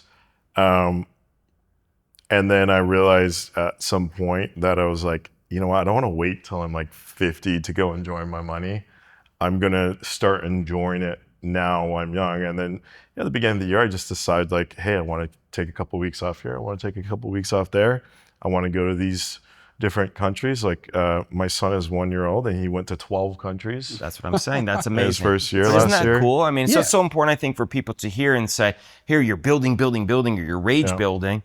It's so important to have balance. I'm like you. Yeah. I would, yes, I've traveled and I did a lot of stuff when the market was terrible in 2008. I traveled all over the world. Yeah. But that was just an isolated time. I know I'm imbalanced. I'm always kind of rage buying, right? Like all I do is buy. But what about these, I'm enamored and, humbled by these great trips that you guys do, or your, amazing adventures. It's great, but I don't give myself enough of that. Yeah. Maybe I don't want it as much as, you think that you do, but I also love what I do. So I'm passionate about it, like you. I think that also is the difference, is you don't need a vacation from your life. Right. If you don't need a vacation from your life, you're living a good life. Yeah. Well, the other thing too is, once you get to the point where you have a team, there is zero correlation between how many hours you spend working and what you accomplish in a year. Zero correlation. So if I make one bad decision, decide to, I don't know, go launch some new product, and I was tired when I made that decision, or I didn't think it through. So if I make one bad decision, then I got 25 people for the next month, 2 months, 3 months, 4 months, all of their hours, all working on something that could be wasted and written down to zero. Versus if I just spend most of my time thinking, one good decision can have massive payoff. So I learned this from Richard Branson. Richard Branson, I met him a few years ago. He gave me the best advice I ever got. I was talking to him, and he's like, "Oh, you probably have a question." I thought about it for like a weird amount of time. And I asked him, I said, "Hey, Richard Branson, Sir Branson?" He's like, "Oh, please call me Richard." Classic Richard Branson. I said, "You haven't built a $1 billion company, but you've built billion-dollar company after billion-dollar company after billion-dollar company in completely different sectors, airlines, radio, music, telecom, resorts. Pretty much everything you touch turns to gold. How do you do it consistently over and over again?" I said, "Robert, it's very simple. There's only 3 things you need to focus on as a CEO. If you get those 3 things down, everything else falls in place." I'm like, What are "What's the the 3? secret?" Right? He said, "Number 1, craft the vision for the future that you want to build. Make it crystal clear." Like we were just talking about, like manifesting. I write it down. I write down like a summary of the year before the year even starts. Write it in like past tense as if it's already happened. Number 2, find the best goddamn people in the world to go execute on that vision. And number 3, give them the resources to their job and get the hell out of the way. So, I mean, Richard only works 3 hours a day, most of the time on the beach at his private island in the Virgin Islands. And he's able to accomplish so much, right? On the flip side, you see guys like Hormozy, who's just like they worship the grind, like he just did an interview with Tony Robbins. Tony Robbins' criticism of him, he's like, you gotta stop worshiping the grind, right? There is a time to grind, but like also at some point, there's zero correlation between how much you grind and how much you actually earn. Yeah. Well, it's interesting hearing you talk about this. It's like it's more like you're like playing chess, right? You're using the pieces to do what they need to do, and you just kind of like sit back. And I've never thought about it like that. Like I'm almost comparing it to how like I use like ChatGPT or Claude or something. Yeah. It's like if you prompt it the wrong way, it's not going to do what the hell you want it to do. And if you think about now, not that I want to compare my employees to fucking Claude, but it's like if I prompt them the wrong way, then it's not going to get where I want. Where if I do make the right decision and get where I'm going, then it's because that's what Great output. It's like your social media. You know what it is? It's application of leverage. So this is from Naval Ravikant. Have you followed Naval? Yeah. There's only 4 ways. Like a millionaire and a billionaire have the exact same 24 hours in the day. Why is one a millionaire and the other one a billionaire? Well, it's because the billionaire just applies more leverage. They're 24 hours. So 4 ways to apply leverage are, number 1 is human capital. Yeah. Right? Like you hire people, and if I hire one person to go cold call for me, now I don't have to cold call. Yeah. I can just be doing higher value work, actually closing the leads. So human capital, that's been around for years and years and years. Second is actual capital, right? I can go invest in tools and equipment, and if I'm a farmer and I buy a plow, all of a sudden I can grow twice as many crops. Number 3 is code. You write software, you use software, you use AI, you use technology to become more efficient. And then the 4th one that you've really done well with, is content, right? Instead of having 1,000 conversations, you have one conversation, you record it, you push it out, put it up online, and then a few million people watch it. You're now taking your time and scaling it. So those 4 things, if you just focus on applying as much of those 4 levers each day, you create more wealth. Yeah. Damn. Leverage. Yeah. I think for you, Tyson, like you said, and you got to make your money work for you. Right now, you've only been as good as your last paycheck to a certain degree, and then you're spending it on stuff that you've enjoyed and creating memories, which are also very important. Well, yeah. But now's the time in the build mode to then create that money to, while you're sleeping at night, that money's going to make you money. That's going to be the key to your next decade. Yeah. Well, I think so, and it definitely hit me like a bag. I made a video I don't know, earlier last year, where I was like talking about like how my life has changed at like different levels of income. Yeah. And I've just realized I kind of overwhelmed me. It's like, even if I'm making a lot of money and if I saved all of it, at the end of the year, it's like, I don't even I might have $1 million. And it's like, okay, I mean, now sure, I guess everything's relative, but for me, I'm like, that's not enough. Like I have to, but I realize it has to start somewhere. Yeah. And $1 million today 10 years from now, it's like, oh shit. But what if I do that again the next year, and the year after? Then it's where it's like, the compounding is insane. But you're 28. If you start compounding now, like it's going to be stupid.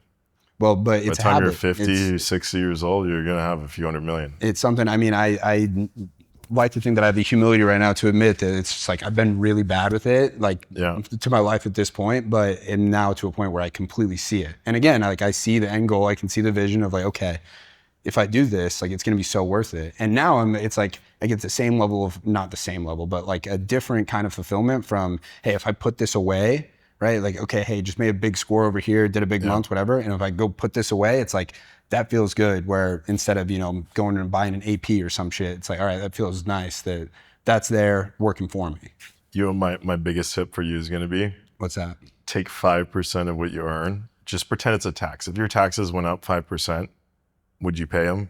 Yeah, you would, right? Because you would have to, right? And you probably wouldn't even notice it that much. Yeah. Just take 5% of what you earn, dollar cost average it, and throw in a Bitcoin. Oh, well, that's like, now again, I'm not an expert on finance or anything like that, but I just have like a intuition about like Bitcoin that I feel good about, where that's something I got set up for sure. Yeah, I don't mess around with all these altcoins and everything. Most of those are scams and they're way too dangerous, but like Bitcoin is institutionalized now. There's like the biggest banks, JP Morgan stuff has ETFs that you can trade. If you don't want to mess around with all the wallet stuff, just buy MicroStrategy. MicroStrategy gives you 2x leverage on top of Bitcoin. So if Bitcoin goes up 30% a year, you get 60%. Yeah. It used to be that, all these banks would say, well, Bitcoin is a fraud. But now even like Goldman Sachs just came out with a report that if you had put 5% of your investments into Bitcoin, you would have tripled the rate of return that you would have earned over the last 5 or so years. So they actually started advising clients to, you should put 1 to 5% of Bitcoin. But it's going to tend out, like people are like, oh, we were talking in the car last night, but like, oh, all these guys were like, oh, I wish I bought Bitcoin when it was $500, or I can't believe I sold it at 1,000 or whatever. And I'm like, yeah, but it's still cheap, right? Like the AI is going to start wiping out jobs. It starts wiping out jobs, the governments are going to have to step in. They're going to start the money printer. Yeah. And as they start the money printer, you're going to have massive inflation. Western countries that have never experienced massive inflation, they're going to start experiencing it. And what happens when there's massive inflation? 2 things go up: gold and Bitcoin. Bitcoin is just digital gold. Yeah. So it's at 100,000 now. It'll be at $1 million. Gold per ounce is trading at right now. 5,500. It went up 15% or something yesterday. It's insane. Jeez. I was at Costco looking at those 1 ounce coins. Bullion things? 2 weeks ago, they were 4,300. I'm like, I should go get a couple of these. Yeah. I'm just curious. I always like looking at what's Bitcoin. I always track the markets. You want to have that macro perspective to know what's going on. If you're only micro focused on one thing, you're missing a whole world of alternative investments, which directly impact your investments. So it's important to know. Yeah. Gold, copper, silver. I don't do anything with Bitcoin. I still don't understand. It's only the Harvard 5%. Only the Harvard grads. That's a little above my grade. Even if you just throw a couple $100 in a week, you'll thank me in 30 years. All right, we'll see, maybe. Dude, because again, it's above. I've tried to like read about it and understand it, but the only thing, like, I kind of have a grasp of just blockchain itself, and like that makes sense to me. And it's like I see the value in that, where I'm like, okay, that technology is like massive, especially when I look at like the current financial system. And again, this isn't my strong suit, but just from where I sit, it's kind of like, this seems a little shaky. Like the whole Federal Reserve and everything that's going on there. It's fake. It's all fake. Right. Well, I read this book. I shouldn't say I read the entire thing. I'm like halfway through it, but it's The Monster from Jekyll Island that talks about like the creation of the Federal Reserve. Yeah. And I'm like, oh, fuck. It's not even controlled by the government. It's a private institution. It's this cabal. Yeah. So and all the Federal Reserve Board guys and members, they're just ex-executives from the banks. Yeah. It seems it's a rigged system. Yeah. Well, and it's rigged for Wall Street. The people. Yeah. Yeah. We talked about it with Ken Macroeconomics earlier this week. Wall Street versus Main Street. Yeah. The game is rigged for Wall Street, but if you're smart, you can escape. Well, I mean, and that's another reason why I've never, like I said, I don't know about, stock. People are like, what kind of stocks in crypto you buy? It's like, dude, that's not my game. You have a finance degree. I do have a finance from the prestigious University of Alabama. Yeah, whatever. 95% real estate, 5% Bitcoin, and you're going to do great. But yeah, we've had so many wholesalers on this podcast over the years, and guys that have been in the game 10, 15 years, and always you ask them, what's your biggest regret? And they always are like, oh, I wish I kept more. Oh, for sure. Yeah, probably same thing for you. Wish you kept some. It eats at me. I mean, shoot, I just look at if I had bought one deal a year since I've been doing this, especially buying in like 2020, 2021, 2022, right? Like the kind of appreciation you saw, it's like, oh, wow. But again, the best time to plant a tree 50 years ago. Next best time is today. Yeah. But I keep making excuses. You make excuses. It's like, oh, well, the rates and this and that. And it's like, dude, buy it right where you have some exit strategies. And marry the house, date the rate. You can always refinance. Yeah. Well, and that's where I've got to be for sure. And it's been a lesson. Like, I don't know how many times you've told it to me. I don't even know how many times. Hey, go buy something. But it's to a point now where I can tell I've like actually internalized it. It's like, this needs to happen. Yeah, I love it. I've known you now 6 years, since basically when you started in the game. You've had an incredible ramp up. I was talking to my social media team the other day. They're like, man, Tyson Smith is like the ideal avatar of like what it is to like make money young in real estate, That's really nice. You're driving the Ferrari, the Cullinan, you got a multi-million-dollar house here in Paradise Valley, beautiful wife, beautiful child, like you're really like living the American dream. You're not even 30. Well, thank you. So like I see why you're blowing up on social media. You're really you're what every 22, you're probably what your 22-year-old self. Yeah, I had that realization the other day. Accomplished it. Well, I did, but like I said earlier, the fun is not in getting there because there's always another thing, right? Yeah. But yeah, I was thinking about that the other day. I got to like where I wanted to be. Like if I told my senior in college self like what my life looks like now, I would have been like floored. Like I broke down crying, Yeah. But there's still, I'm still like, I feel so behind. I'm like, fucking A, I got to do more shit. Like what I'm telling you right now, I'm like, but that's what makes you successful. I mean, that's, there's no complacency in your life. That's what drives you. Well, but you have to, right? I also think that when you look back at it, that really is like the journey is better than the destination. Yeah. It's actually so true. Yeah, the journey to getting the Ferrari is better than getting the Ferrari. Oh yeah. The person you come, like everything you want, you just have to become the person who can have it, right? But also having the goalposts and like having these things that are like trophies along the way, I also feel like is important. Yeah. Where it's like, okay, now I'm thinking, all right, how do I go get the $5 million jet, right? And obviously it's far away, but it's like, okay, you got to become that kind of person. What is that the person who has the jet, what do they do every single day? And just like reverse engineer from there? That's the only reason to get rich. To get stupid rich. What? Once you break $500,000 of earnings, there's nothing you can really buy. Yeah. That like from 500,000 to like a couple million. Like once you're making 500 grand, like you got a nice house, you got a nice car, you're not worried about food.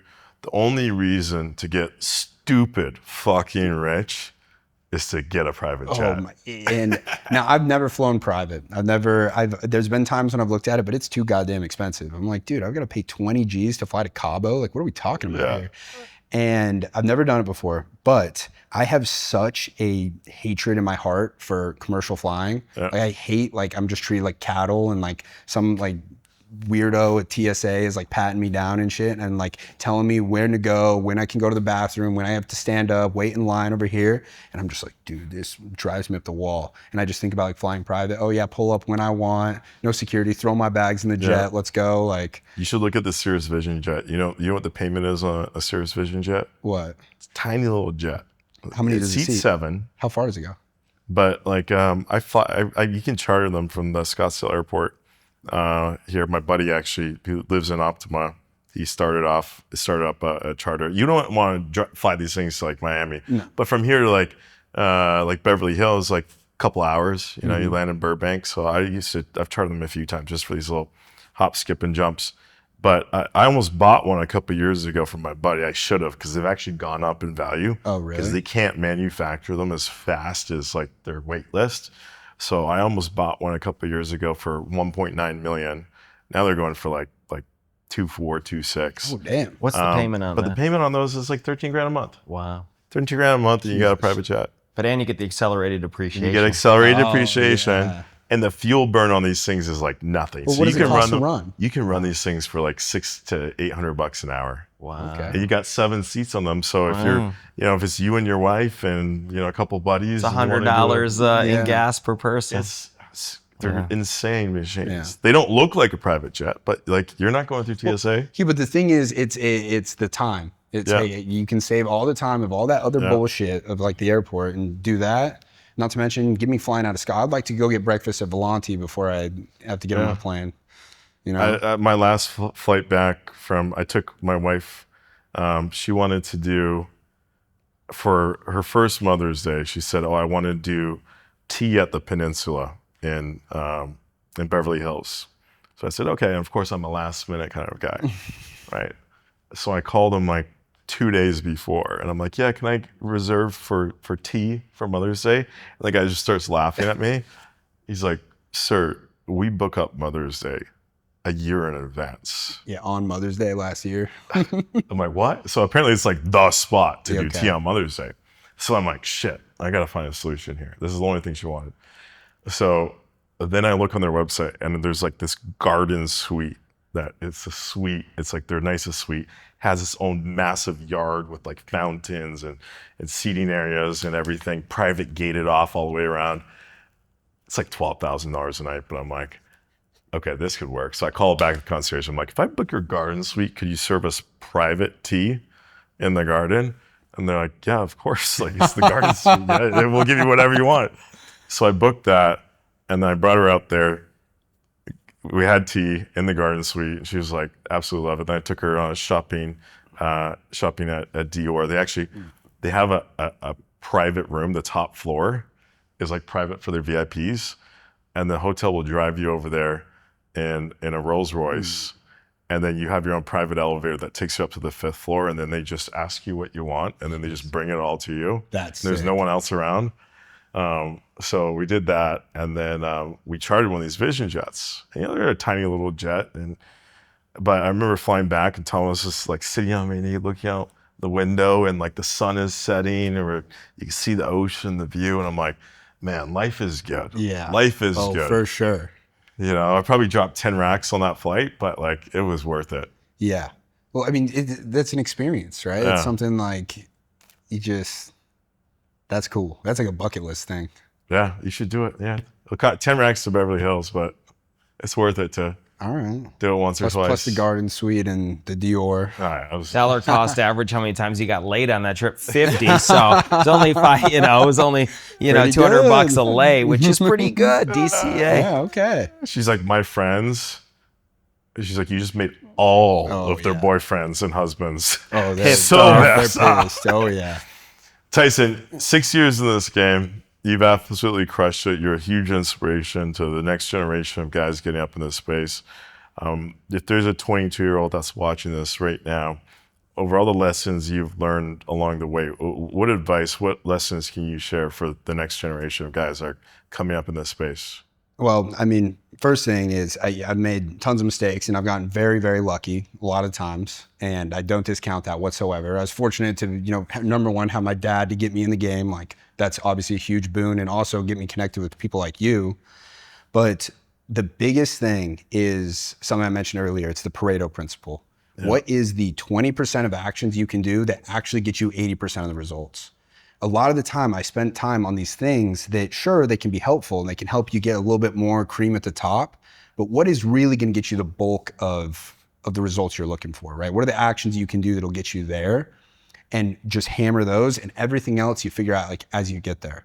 Like, so many people, they get into this and they're worried about, optimizing for these things, or like, hey, okay, I want to learn how to wholesale, but I also got to learn how to do this seller finance strategy and this and that. And it's like, no.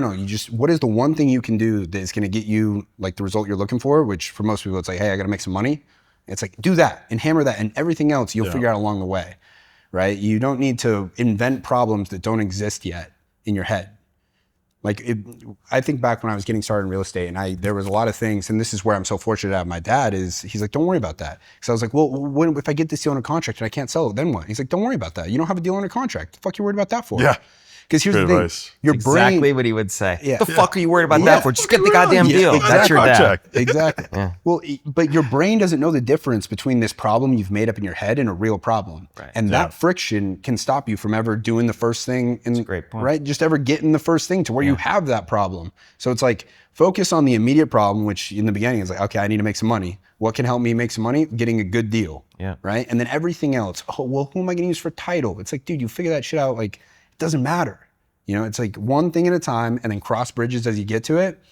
And I mean, that's for me, like the stuff with like luxury is like, I was just head on. All right, let's start making offers. Let's do it. Do I know what I'm doing? Not exactly, no. But through time, you start to learn and things make sense. But it's like, once you get in motion, that's when things just start to, like the universe will start to favor you, and like the manifestation thing, right? If you have like a place you're going, and you know, you get action, you get moving, you get that inertia, it's gonna pull you there. Things in motion, stay in motion, get in motion, and move forward. Yeah.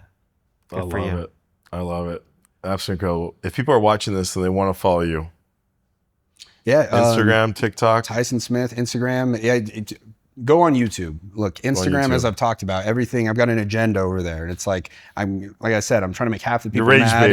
I'm rage baiting over there. On the short form, like I said, it's a race to the bottom. And you want to really learn, you go on YouTube. That's where I actually just sit down, and it's actually just game. I love it. Yeah, I love it. We'll link to your YouTube. We can even cross post. So you have a cross posting feature now. We can cross post across our channels. Tyson, your inspiration. Love everything you're doing. You guys are the inspirations, man. Appreciate it. I'm excited to see what you accomplish in the next 10 years. I think 10 years from now, we're going to see you're going to be doing those big developments. And then we'll look back on this podcast and be like, yeah, 10 years ago, you said you were going to be here, and here you are. So, my goal is to do a deal with you in the next, 6 to 12 months and a high-end development. Why do we got to wait that long? I like that, but I'm just. I like that. But the high-end deals do take a longer time to procure. Yeah. But hey, the sooner the better. But I'm just putting it out there. I'll tell you what. You just tell me where you want one, and I'll find one, and it'll be a great deal for you. Give me one right by my Valley Vista. Within a mile from there, I will buy it. Easy money. 32nd and Lincoln, east to Tatum, south of Lincoln to Camelback in that corridor. Yeah. I'm a buyer. Okay. All right. Yeah, you just tell me what you want to pay for an acre. This is how it works, guys. Deals are going down right now. 1.5 and under, I'm a buyer. Obviously, depends on the lot. Yeah. But let's figure it out. Oh, bro. Manifestation here live. There, you've seen it. I'll have something for you quick. I like that. I love it. All right, guys. We're going to go do some deals together. If you found value, make sure to subscribe, hit that notifications bell, and we'll see you next week. Thanks. Thanks for watching. Thanks, Tyson.